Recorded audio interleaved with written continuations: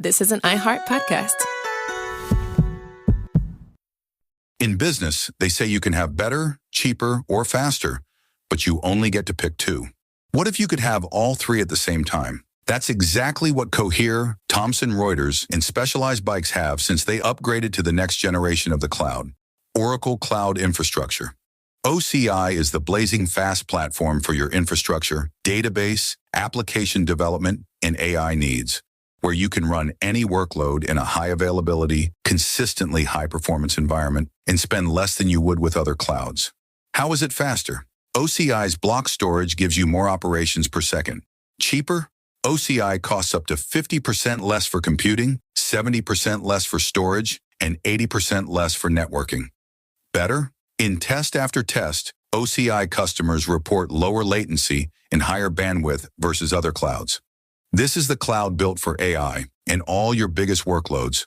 Right now, with zero commitment, try OCI for free. Head to oracle.com/strategic. That's oracle.com/strategic. Wells Fargo is proud of the important role they play for their customers, their communities, and the U.S. economy, covering more rural markets than many large banks and nearly 30% of branches in low or moderate income census tracts. Also proudly serving more than 10% of small businesses nationwide. Wells Fargo, the bank of doing. Learn more at wellsfargo.com/say-do. Wells Fargo Bank N.A., member FDIC. I'm Shonali Basak, and I have a new show. It's called Bullish, and it's about the future of Wall Street. Join me and Ken Griffin, Boaz Weinstein, Melody Hobson, Jane Fraser, and others as I explore Wall Street South, the rise of finfluencers. Oh, and I learned how to count cards. Another blackjack. Oh my God, this is amazing TV. Watch Bullish Tuesdays on Bloomberg.com or tune in live at 6 p.m. Eastern on Bloomberg TV and 8 p.m. Eastern on Bloomberg Originals. Bloomberg Audio Studios. Podcasts, radio, news. This is a breaking news update from Bloomberg. Instant reaction and analysis from our 3,000 journalists and analysts around the world. From Bloomberg World Headquarters in New York, I'm Doug Krizner. There has been a stunning announcement from President Trump on Truth Social. The president saying that Israel and Iran have agreed to a complete and total ceasefire beginning in approximately 6 hours. That would be around midnight Wall Street time. Now, Trump said an official end to this 12-day war will be saluted by the world. Earlier in the day, to provide a bit of context, we had Iran retaliate for those U.S. airstrikes over the weekend by attacking a U.S. airbase in Qatar. Now, the Qatari government intercepted this attack. There were no casualties. That may have helped to diffuse a lot of concern about an immediate disruption of oil from the Middle East. Now, in New York trading, we had crude oil falling pretty dramatically. We were down more than 7%, and those declines are accelerating here in the electronic session, with WTI down 4% now at 65.75. Let's get to Joe Mathieu. He's on the line from Washington, D.C. Joe is host of the Bloomberg Balance of Power radio and TV program. Joe, give me your perspective on what we're learning. Well, it's just fast and furious today. Pretty remarkable to think about the distance of time, just mere hours between Israel watching Iran respond to U.S. attacks on its nuclear sites, as you just described, Doug, to emerge with a ceasefire. We were asking just a short time ago if the tit for tat between the U.S. and Iran was over. I guess we can answer that now and, in fact, put at least a bookend on what's been going on between Israel and Iran for the better part of 12 days. We need to learn a lot here. We're working on very few headlines. As you know, the president likes to announce things on social media, and there's typically a lot of other news behind the headline. He's on his way to the NATO summit tomorrow. As far as we know, he's still on track with that plan. And this is going to be a fascinating conversation when he joins other world leaders overseas. And I suspect we'll use this as a platform to send a big message after what's happened in the last 48 hours. So I was listening to your special coverage earlier today, and among the many topics that you were trying to cover, this notion of regime change in Iran. No indication that that's a factor at all in this, right? Well, if you ask the White House, no, save for a stray, once again, social media post by the president in which he seemed to embrace this idea for a moment, saying, why is this considered politically correct to bump up against the idea of regime change? But all of his lieutenants, every Republican lawmaker on Capitol Hill has gone out of their way to say that that's not what this is about, that we're only at war with the nuclear program, not with the country or the people of Iran. And that's a message as well, Doug, to the MAGA constituents who were very opposed to this idea of striking Iran. The president trying to keep this into an isolated strike to the benefit of our national security. If the MAGA base follows it that way, this will be seen politically as a win for him as well. To what extent do you think there were conversations between Israel and the U.S. trying to put or set the table for something like this before the attacks occurred over the weekend? To set the table for a ceasefire, you mean, or the U.S. strikes themselves? Yeah, I think a little bit of both, don't you think? Look, yes, and they've been talking a lot, and we do have a lot of reporting on that. I'd bring you back to April when Benjamin Netanyahu met with President Trump, who reportedly waved off on the idea of an Israeli invasion or series of strikes at that point. But clearly that was the beginning of a conversation. And whether there was some sort of collusion when it came to the deception of Israel launching its first attacks might take some time to unfold in a story that will be told. But indeed, the president's been in touch with Benjamin Netanyahu repeatedly here. Our advisors on both sides have been. And as we understand more about the way this unfolded with the decoys, for instance, and the way that they used media together, this was clearly something that they were talking about. And the United States showed up on Israel's behalf to try to close the deal on this attacking or elimination of Iran's nuclear sites. The president says it's obliterated. Doug, it's difficult to know if we'll ever have the evidence to prove that for a fact. Joe, stand by because I'm going to bring in Jonathan Panikoff. He is the director of the Scowcroft Middle East Security Initiative at the Atlantic Council's Middle East program. Jonathan, thank you for making time to chat with us. Kind of a remarkable series of events today that has unfolded, and now this idea we are being told by President Trump that Israel and Iran have agreed to a complete and total ceasefire. Give me your reaction. Well, good evening. Thanks for having me. Look, I think if it ends up being accurate, then it's obviously going to be a huge deal because in the end, President Trump stuck to the narrow window that he had discussed originally. The discussion of regime change in that one tweet seems to go out the window, perhaps to the Israelis' dismay. But Iran's reaction today demonstrated that they wanted de-escalation. It was very intentional about how they retaliated on Al-Udeid, the fact that they warned ahead of time. And so I think this is an indication that Iran was willing to have an off-ramp. They wanted one.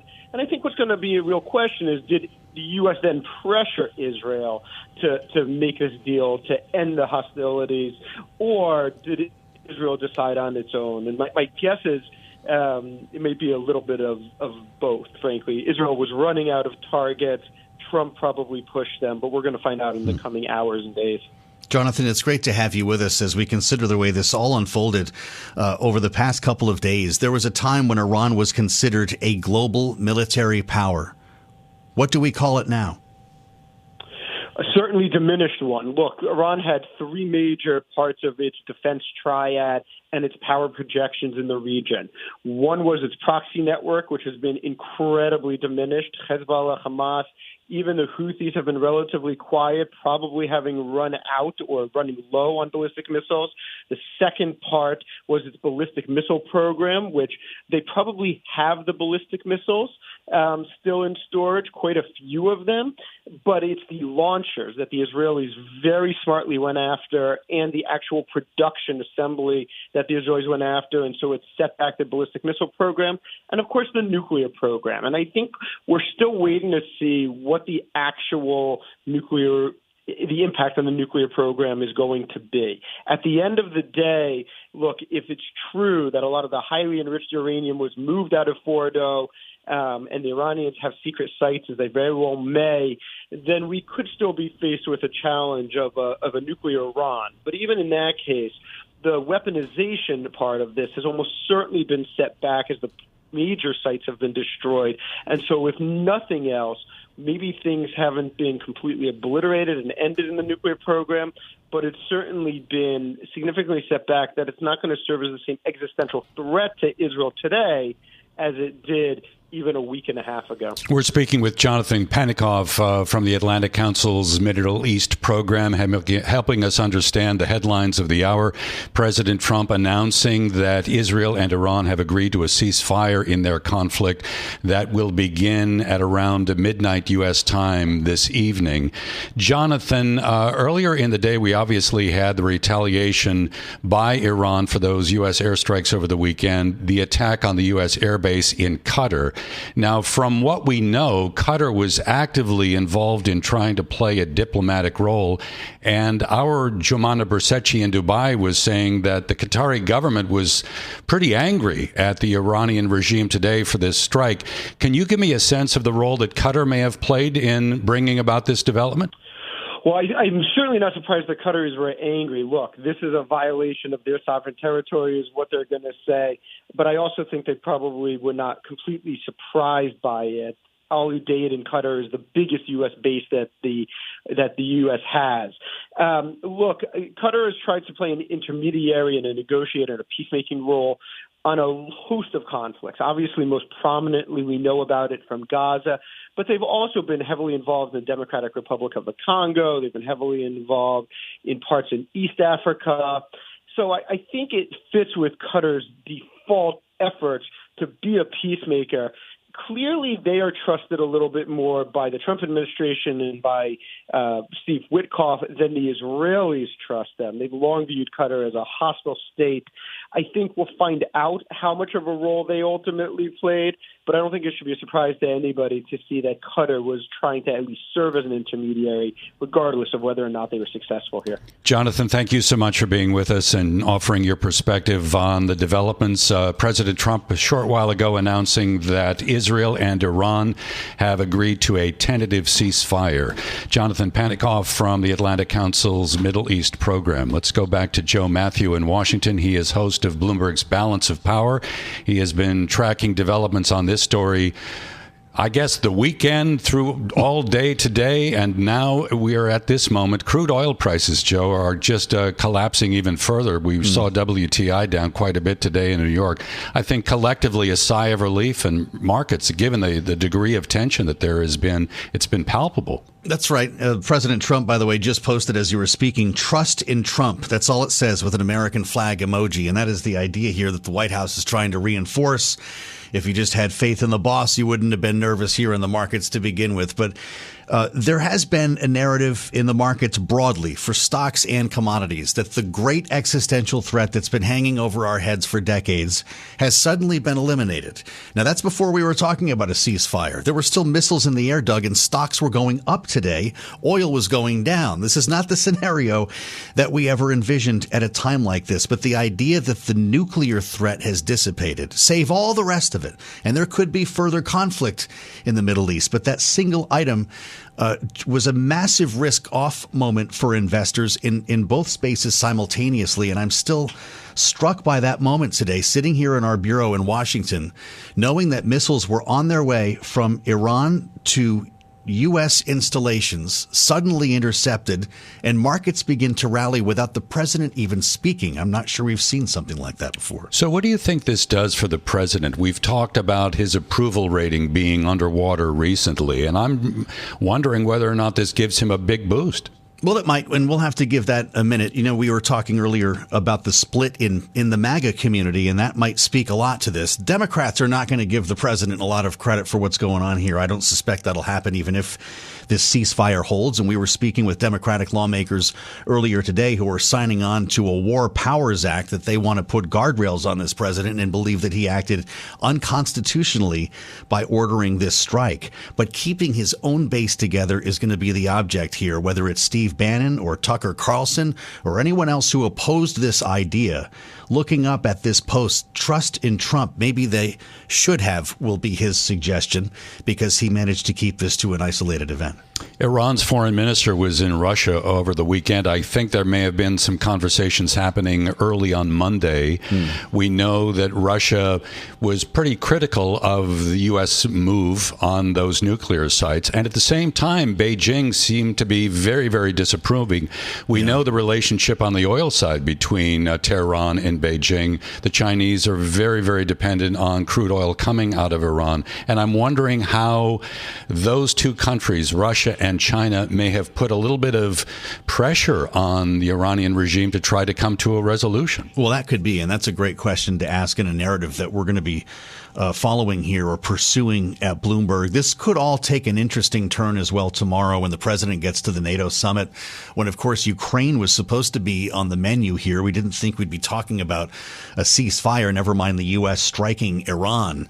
But knowing, of course, that Russia is already deeply involved in its war against Ukraine, to watch this unfold in the Middle East, it's a very dangerous moment and a curious one as President Trump demands more spending from our European allies in NATO. And I suspect that he's going to speak to all of these. If there's a news conference where he's taking questions from reporters, we could advance all of these storylines with a single visit to that summit. Well, you mentioned the fact that the president is on his way to the Netherlands for the NATO summit. How do you think this development is going to change the conversation there? It's a great question. I suspect that he's going to be asked a lot about this instead of Ukraine. And if you're President Zelensky, that's probably not a winning formula for you this week. The fact of the matter is Vladimir Putin continues to bomb civilians, striking. We've seen horrifying videos of drones striking apartment buildings. And this is something that may not get the attention that it would have otherwise. The president's going to be there coming off of what he sees as a massive victory, though, and he's going to claim victory for European nations that increase spending to 5% of GDP. They're going to be lined up to get a handshake and a photo opportunity with him about that. Even though he doesn't have a lot of nice things to say about our European allies, he may this week. This whole summit was kind of orchestrated for him to celebrate the push for our NATO allies to spend more. He's going to have a lot more to talk about now when it comes to Iran, and he's going to project himself, Doug, as a peacemaker. When he goes to this military alliance and at a summit of world leaders, a peacemaker who is reportedly interested in winning the Nobel Peace Prize, which is something that Pakistan suggested might happen today. Joe, I'm going to let you go. You're going to probably have a meeting right after we wrap here to start producing tomorrow's radio program, radio and TV. It's the Balance of Power show. Co-host Joe Mathieu joining us from Washington, D.C., helping us understand headlines of the day. President Trump announcing a short while ago on Truth Social that Israel and Iran have agreed to a ceasefire in their conflict. It will begin at around midnight Wall Street time, which is in about 5.5 hours from now. Trump saying on Truth Social, the official end of this 12-day war will be saluted by the world.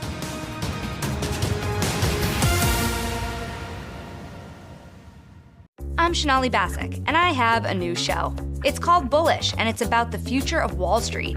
Join me and Ken Griffin, Boaz Weinstein, Melody Hobson, Jane Fraser, and others as I explore Wall Street South, the rise of finfluencers. Oh, and I learned how to count cards. Another blackjack. Oh my God, this is amazing TV. Watch Bullish Tuesdays on Bloomberg.com or tune in live at 6 p.m. Eastern on Bloomberg TV and 8 p.m. Eastern on Bloomberg Originals. This is an iHeart podcast.